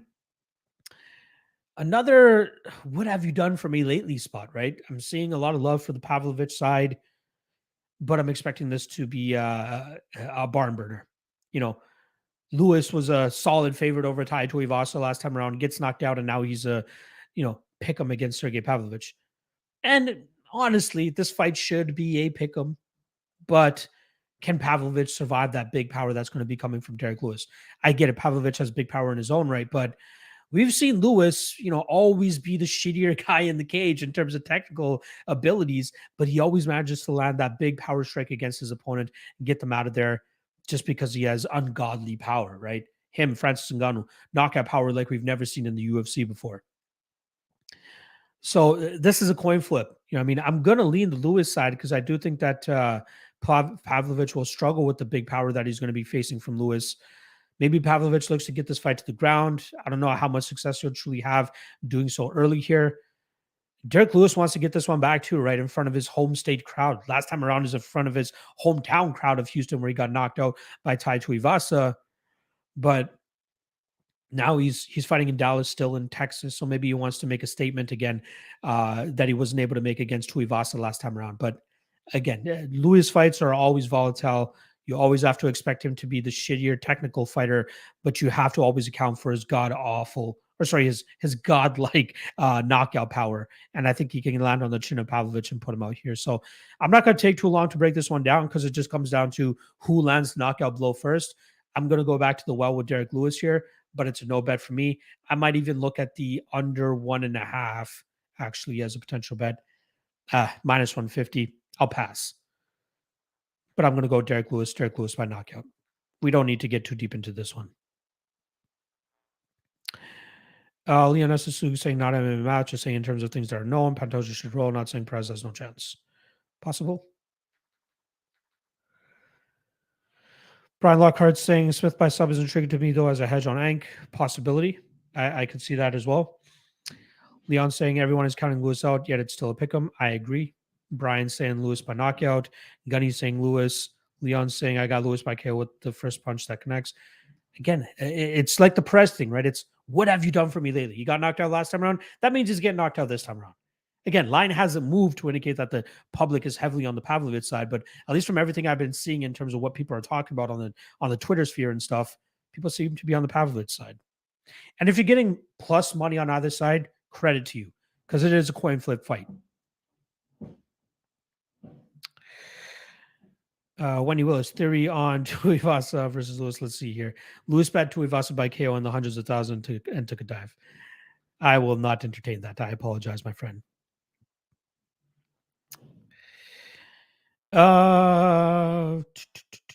Landau with a hard-hitting stats for you guys here. Lewis is 11-0 against white guys since his loss to Sean Jordan in 2015. Does this give him the edge over Pavlovich? Maybe. but like, are Russians like, I know they're white, but like, do they count for being white like an Alan Crowder or some shit? I don't know. Leon Nestetug saying Lewis 0-2 in Texas. Then again, his other loss was Cyril Gahn. Can't blame him for that one. Brock saying, I actually think this line is kind of disrespectful to Lewis, but it's whoever lands first, I guess. Yeah.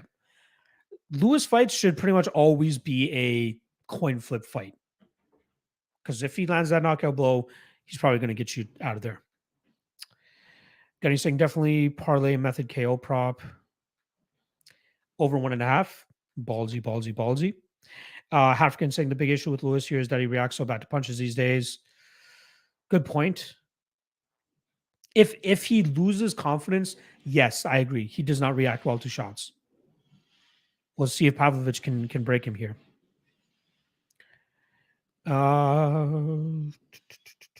Brock saying Pav has only beaten bums.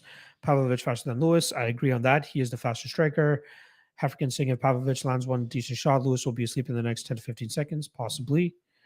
He flares better than anyone out at heavyweight, unless he gets countered here. We'll see. Leon saying everyone on my Twitter feed is betting Sergey. I see that as well.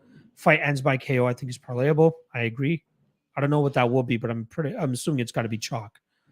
Lewis hasn't had a first round finish since 2016. Good statistic. He always comes back and get that finish, but we'll see here. Luke Fulton saying I was gonna say Russian don't count. Exactly, I agree. Corey Yupo saying beside Little Dalkis. Yeah, he did finish him in the first round. Russians count as white. All right, there you go. Pavel by KO. Luke thing, I think Lewis is skidding. Age gap could be enough of an edge to allow Pavlovich to land cleaner, sharper. I lead Pavlovich. Leon saying, I think Dalkis is better than Pavlovich. Interesting. Thomas thinks over 1.5. They're both going to be careful. Could happen. That is absolutely a possibility, right? We see it when two heavy punchers go at it. Sometimes they fuck it and go balls to the wall. Other times they just stare at each other and just wait for the other guy to throw big shots. Case in point, Derek Lewis and Francis Ngannou. All right. Enough about that fight. Again, we know it's going to be a coin flip. If you got plus money, you're probably on the right side. I'm going to go Lewis by knockout.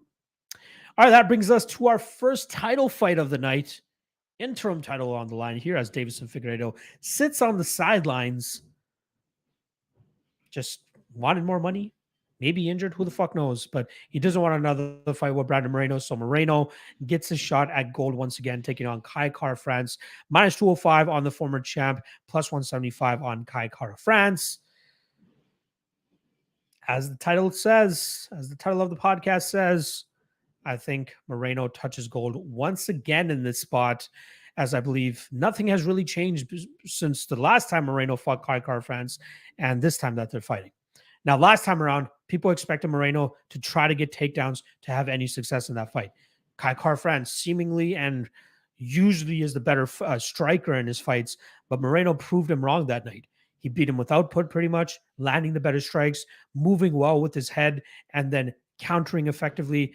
Kai Kara-France really needs his opponent to be in that pocket range to have success, but Moreno does such a good job in terms of moving out of the way, especially with his upper body from the strikes of Kai Kara-France, and then he was able to dip back inside quickly enough to land his 1, 2, 3 counter shots, and that was ultimately why he kept getting ahead and further away from Kai Kara-France, and that's why Kai was eating and, wearing the damage as much as he did that night.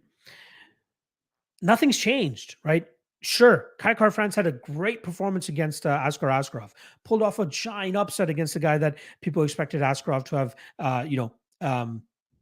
massive grappling success against. Askarov could get none of that off. Kai Kara-France did a good job in terms of getting back to his feet, getting back to range, getting back to his striking, which we knew he had the advantage over Askar Askarov in. Moreno's not going to bother with the takedowns. He's the better MMA striker here. Kai Kara-France might be the better technical striker, but Moreno just does so many things well with, a versatility of strikes, the confidence that he had, going into that third round of of their first fight was just amazing. He's just flexing on him and just has supreme confidence there because he knows he's the one landing the better strikes. He does such a good job with leaning his head in, trying to draw out the strikes of Kai Kara-France. Then he just steps back, gets out of the way of the big strikes, counters effectively, and keeps getting ahead on Kai there. Will Kai look to grapple? Even if he does, how much success is he really going to have with it? That's not his game. So even though he had a big upset against Askar Askarov, that does nothing to change how this fight is going to take place because Moreno is going to fight nothing like Askar Askarov. He's not going to be diving for desperation takedowns. He's going to keep it the way he likes it, at range, boxing Kai Kara-France up from the outside. Kai's only chance to win this fight, in my opinion, is just landing that big shot on him and trying to knock him out. I don't see how else he wins this fight. He's not grapple fucking him. Is he going to finally crack that ironclad chin of Brandon Moreno? I don't think so. Nothing in history has told us as of this point that Moreno's chin is bad and that Kai Kara-France can truly take advantage of it. But how does Kai win this fight? We saw the fight not too long ago when Moreno dominated him there in the realm that Kai Kara-France was supposed to dominate him. How should I break down this fight? Let's see if the live chat has anything to let's see if the live chat has anything to say here to sway me the other way. But I think Moreno is a easy spot here, honestly. Sharks on the Mexican side. Josh Benedict took Kai Kara-France at plus 190. How? Let me know why you think he wins. Sharks are saying Kai's the same dude that he fought the first time they fought. Exactly. Brock saying Moreno only had so much success last fight because Kai Kara-France had nothing for that 1-2 high kick. He had nothing for the striking defense of Brandon Moreno. Brandon was rolling with the shots, getting out of the way of his strikes. Again, that's why Kai needs those pocket exchanges to have massive amount of success. Moreno just doesn't hang around there enough. Leon saying Moreno all the way. Watch the first fight today. There's no way KKF wins unless he does it the figure way with takedown or knockdowns. It should be close, but 3-2 for 1 Moreno. He loses early, wins late. I'd be surprised if Kai wins 1 round. Maybe he wins 1 round. I'd be surprised if he wins 2. Let's see here. Leon saying KKF is one of my favorite fighters, but I sadly can't pick him. African saying, sorry, Lock, but I can't bet against the violent little Ewok. I ride for Kai to the death for him, cashing for Sadaskar for me. That was a sharp spot for sure. Very sharp spot, but two totally different fights. MMA Jesus saying Moreno also isn't deaf. I like it. Olajuwon saying I'm on the KKF side just because I'm on a CKB fanboy. Remember, I'm hoping you're not putting money behind that. Again, props to you if you have the confidence to do so, but because you're a fanboy, shouldn't be a reason as to why you put money behind a guy. Every fight is a different stylistical matchup. More or less, anyone know where Moreno is training this camp? He's with James Krause now. He's been with Krause for the last several months. I believe I announced it back in March or April when James told me initially. Sharks just saying Figgy knocked down Moreno 3 times, 148 for 47 decision. Enough said. Interesting. I thought you were on the Mexican side. Again, it's possible, but I don't know. I think Figgy has more nuclear power than KKF. Leon saying Moreno by decision should be free. I like it. No technical reason at all. I think he's going to win. Just love CKB, boys. There we go. VP Major saying he's going to simply KO him this time. Best answer I have, Lock. All right. We'll see. Moreno all day. Right there with you, my friend. Any chance this goes to a split? I'd be surprised. African saying, jokes aside, I do think Kai has improved drastically. I understand your reasoning for sure, but I think it's going to be at the very least closer than you're anticipating. Could be. John Valentine saying, have a 10U max bet on DAK Moreno. How much would you hedge off on KKF? I wouldn't. I love Moreno here. Lando saying Moreno will probably have the crowd behind him in Texas due to the Mexican factor. It could sway the judges to giving Moreno close rounds if the crowd's popping louder for Moreno strikes. Absolutely possible. Leon asking how live is the Moreno sub? I haven't really thought about it from that perspective, honestly. I'm really expecting this to be like a kickboxing matchup for the most part. Because I think that whoever initiates the grappling won't have tremendous success in terms of establishing their dominance on that side. Good point from the Jewish bettor here. Didn't work that way in California or anywhere else. Yeah. He had the crowd on his side against Davison last time around and still lost a decision. Edward Kelly, again, we saw it last time around. Let's see. Sharks is saying no. I was saying if Figgy had to knock him down 3 times, 248 for decision, Kai ain't doing that. Okay. Got it. More or less saying, does Krause have any high-level strikers in his stable? I don't think Moreno is at that point where he needs that. Like, he didn't even have high-level strikers or training partners where he was at before and still made massive amounts of improvements. So I don't think that would be too much of a fault for him here. And again, we just saw Moreno beat KKF. Wendy Willis saying is Moreno and Griner. I think I've seen him. Corey Yipo saying both are going to lose to Nicolau. Wow. Big words there. I think Moreno beats him too. And this is the guy that bet Davison Figueiredo last time around. I bet him as an underdog because I thought there was good enough value on him and I believed in his approach. But Moreno, even in that fight, like, he could have won that fight. And I don't think that Kai will have as much here. All right. Let us move on to the main event here. But before I do, shout out to the 100 live viewers that I have with us on this Monday afternoon. Trying to make this Monday thing a regular for the MMA Lock-Cast because I know you guys love the early drop for the fights or for the breakdowns. So if you guys do, drop a like, drop a subscribe, drop a comment as well because I would very much appreciate that.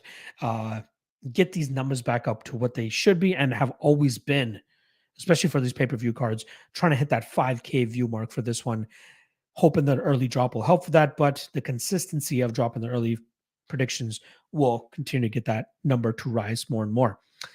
All right. Hit that like if you haven't already. You know what? I haven't even checked what the like count is at. I'm hoping we're north of the 3-digit mark by now. 48, 49 likes. Come on, guys. Y'all can do better than that. If you guys are watching this and haven't hit that like yet, just please do that. That's the least I ask. All right. Let us move on to the main event here. We got the women's bantamweight title on the line. We got former champion Amanda Nunes coming in at minus 275. Now champion Juliana Pena coming in at plus 230. Last time around, Juliana Pena, pulled off the giant upset with Amanda Nunes being a minus 1,000 favorite last time around. A lot of people just expected Nunes to go in there and do what she normally does, outstrike her opponents, beat them to the punch, land the better strikes, knock them out, or win via decision. Now, Nunes started facing a little bit more adversity in that fight than I think she expected to, which is why she said fuck it and just started just throwing haymakers and started trading with Pena in those exchanges. And I think that was her ultimate undoing. We know that in the past she's had cardio issues, like I'm talking way in the past, like Kat Zingano in the past. And to me, I've been trying to take advantage of wide lines against Nunes where I felt like people were overlooking her cardio issues. But then eventually I became a believer that she shored those up. Pena brought those back to the surface here. And I think she believed that she could have that advantage, which is why even she started to go buck wild in that second round and really starting to push Nunes there. But I honestly and wholeheartedly believe that Nunes didn't take that fight seriously at all. I think she was just getting into a comfort zone where she's like, I can just go into this cage and knock out any woman, especially when I have Joe Rogan jacking me off every single week, saying I'm the hardest hitter that women's MMA has ever seen. You tend to believe that and you tend to just get comfortable with that. Didn't work out for her last time. She looks in tremendous shape now by all accounts. Hopefully she's taking it much more seriously because if she does, this minus 275 might look like a little bit of a steal. I'm expecting more money to come in on Pena. She has the obvious edge here in terms of confidence. She won the last fight. Even like the choke that she sunk in against Nunes, like it wasn't even in. Nunes was just gassed. She just quit. She legit quit that night. And I think that's going to haunt Nunes, which is why she's going to come in even more motivated here. I think we see her stick to a more disciplined game plan, use the leg kicks more effectively, stick with the jab, try to get that 1-2 out there more often than not, keep Pena on the outside, and just try to pick her apart, maybe finish her late, but maybe even win this fight by decision by grinding her out. I wouldn't even be surprised to see Nunes try to get some grappling going as well, right? Pena, not the best off of her back, but she does have some decent jiu-jitsu, so she could make it a little bit tougher for Nunes to have ultimate control from on top throughout this fight. Pena is good, though, right? We got to give her respect.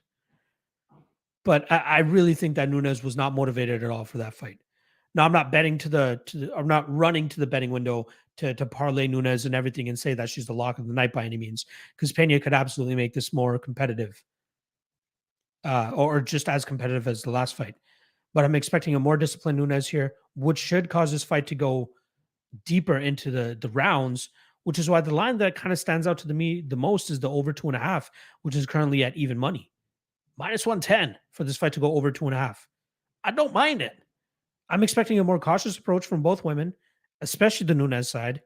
Maybe Pena just says fuck it again and goes rabies and tries to get Nunes out of there early.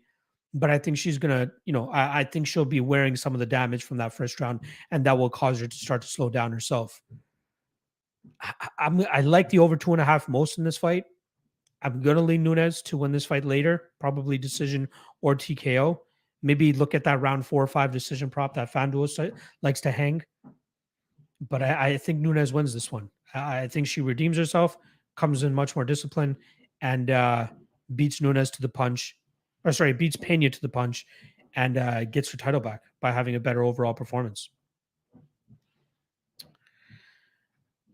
All right, let us see.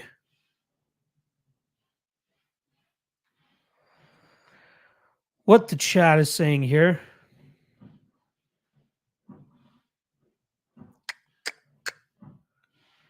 Brock saying easy breakdown. Pena still the plus 240 dog here. If this was at 145 where the line was flipped, the better Nunes, but not here. Edward Kelly saying I like Juliana in the odds. Again, if people think that Juliana can go out there and do exactly what she did in the first round, I completely understand the plus 230 shot. No doubt about it. But I'm banking on a more disciplined and smarter Nunes this time around.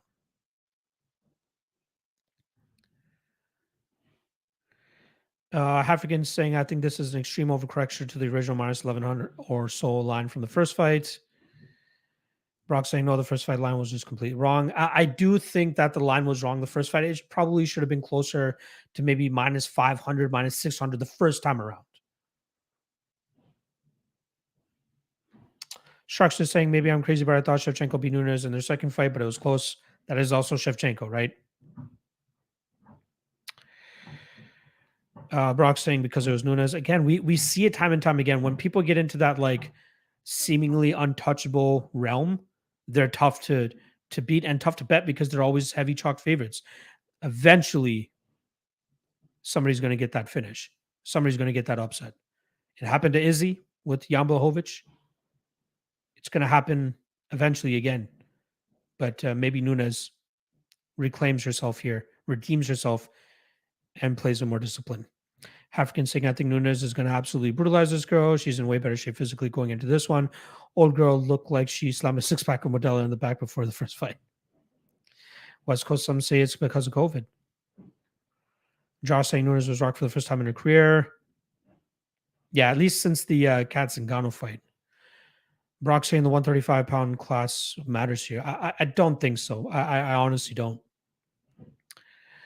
MMA Jesus saying Rogan is the same guy that literally said Rosie could beat some flyweight UFC fighters on the roster, and this guy is one of the faces of the sport. Yep.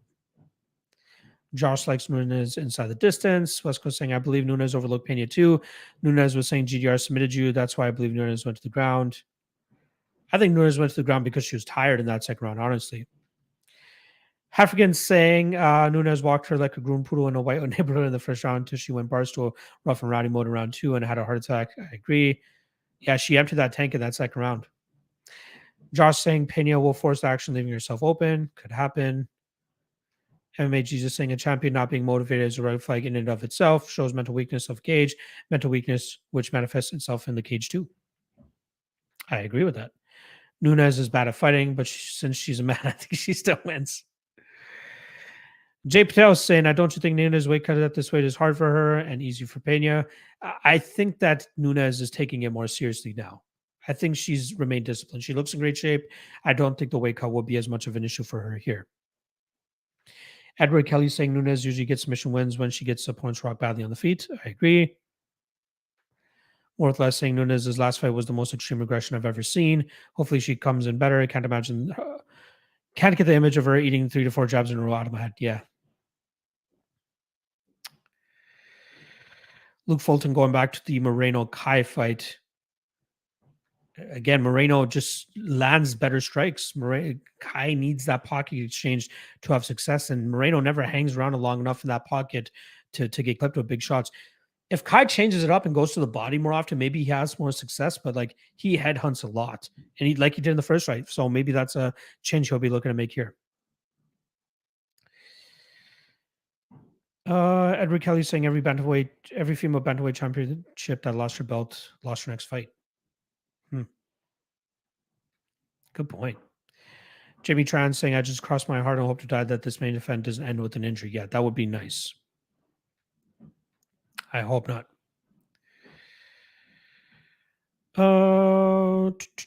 Leon is still stating the obvious here, but I won't actually say it. At least not until Friday.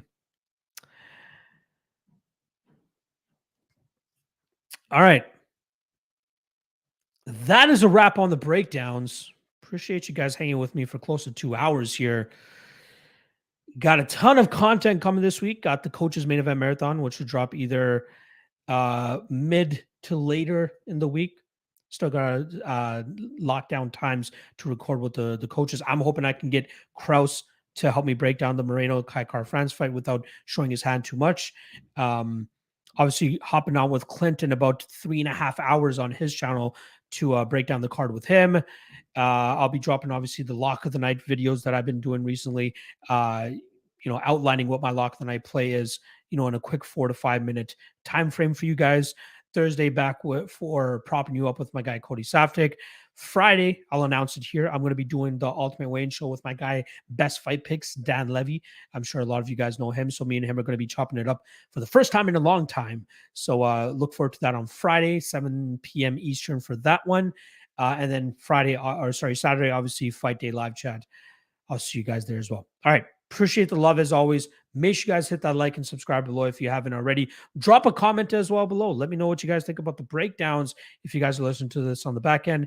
And also, if you want to listen to this again, but just audio version, Spotify, SoundCloud, iTunes, all those versions should be dropping in the very near future. So make sure you guys check that out as well. All right. Love you guys. Appreciate you guys. Just for you guys, I will do my best to continue to drop these on Mondays so we can continue to grow this community and have these early breakdown shows that you guys like, getting it out before everybody else, right? That's really what I want to do. All right. Love you guys again. Good luck on your bets this week. And I'll see you guys in a couple hours over on Pub Sports Radio with my guy Clint to break down the card once again.